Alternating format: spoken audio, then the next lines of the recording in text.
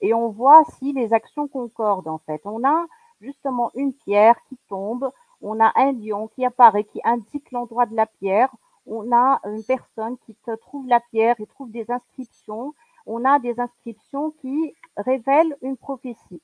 Et tout ça, on le retrouve dans les trois histoires. Waouh, ok, donc l'histoire qu'on retrouve dans les textes de la dynastie des Tang, l'histoire rapportée par Ka'b al-Ahbar et l'histoire rapportée par le philosophe néoplatonicien qui est le récit du Cèdre. Et tout concorde pour dire qu'il y a la présence d'une pierre noire Et d'un lion et d'un et d'un oracle. lion et d'un oracle. Ok. Intéressant, intéressant. Et moi, je suis curieux, tu sais, de savoir ce qui a été inscrit sur la pierre noire, sur les inscriptions blanches. Là, j'aimerais bien savoir s'il y a quelqu'un qui a su les lire et les rapporter, ces inscriptions-là.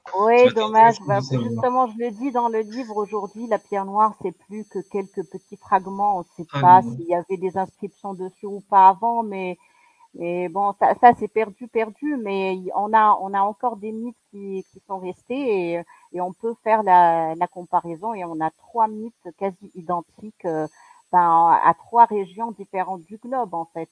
Donc, Tu abordes un peu l'histoire de la pierre noire au cours des siècles ou pas?